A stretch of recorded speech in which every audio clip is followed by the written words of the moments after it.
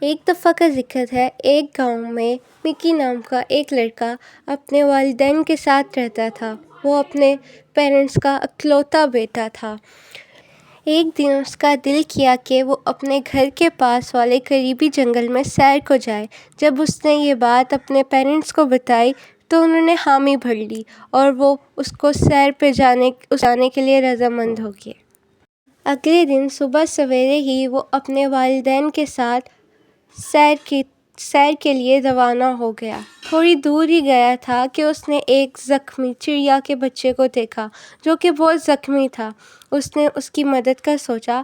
گھر پہنچ کے اس کے والدین نے اس زخمی چڑیا کے بچے کی مرہم پٹی کی اور اس کا بہت خیال رکھا۔ کچھ دن اسی طرح گزرتے گئے اور وہ چڑیا کا بچہ بالکل صحت یاب ہو گیا۔ وہ چڑیا کے بچے کو لے کر واپس جنگل کی طرف روانہ ہو گیا۔ جنگل میں پہنچ کر اس نے بہت ساری چڑیاؤں کو بھی دیکھا اور پھر چڑیاؤں نے اللہ حافظ کر کے اپنے گھر کا رخ کیا۔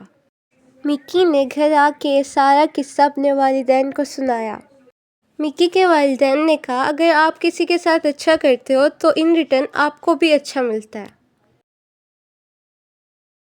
ہمیں اس کہانی سے یہ سبق ملتا ہے کہ اگر ہم کسی کے ساتھ اچھا کرتے ہیں تو ہمارے ساتھ بھی اچھا ہوتا ہے۔